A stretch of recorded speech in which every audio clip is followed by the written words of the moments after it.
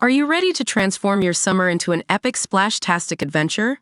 Say goodbye to wasteful, single-use water balloons and hello to the ultimate in reusable, eco-friendly fun with reusable water balloons. Check out the link in the video description to get yours on Amazon today. In May, Oklahoma authorities released the long-awaited autopsy findings into the mysterious death of Noah Presgrove.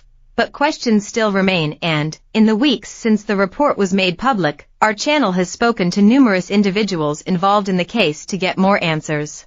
Noah's bloodied and battered body was found early on September 4, 2023, about a mile's drive from a rowdy house party that he attended with friends the night before his death. The 19-year-old Comanche, Oklahoma, resident was naked. The base of his skull had been split in two. His spine was fractured and an 8-inch head wound peeled back part of his scalp to the bone, his autopsy states. In a cover story in this week's magazine, Oklahoma State Police, who are continuing to investigate the death, tell our channel that they don't believe Noah was murdered but can't comment further while their work continues.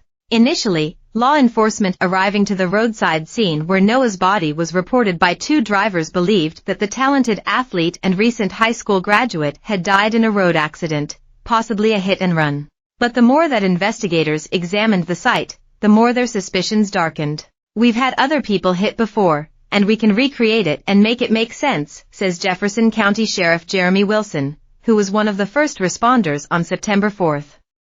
"This whole situation didn't sit well with me." Desperate for answers, Noah's family has launched their own campaign for the truth, including hiring a private investigator to try and solve the heartbreaking case. "We won't stop until Noah has justice," says Noah Presgrove, Noah's 24-year-old brother, who hopes that by speaking with our channel it will inspire someone who knows what happened to come forward. Here's what to know about what's been confirmed in the case and what remains to be discovered. The tragedy that has consumed Noah's family and friends began to unfold in the pre-dawn darkness of September 4, when two passing motorists spotted the teenager lying on the side of Oklahoma's Highway 81. Blood had pooled by his head.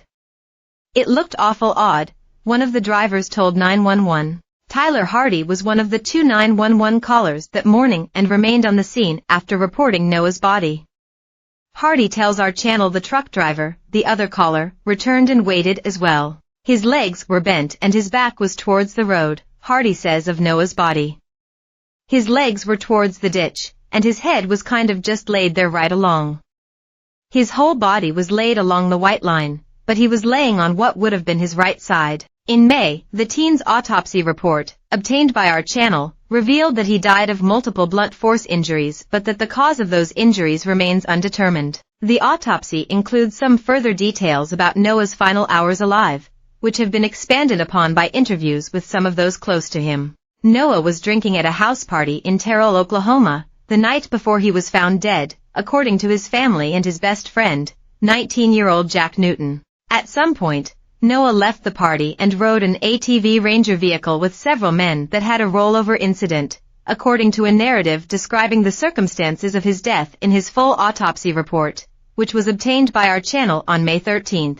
Additional details about what that incident entailed were not included in the report, which only noted that Noah survived and returned to the party where he got into an argument. He later left the party at an unspecified time.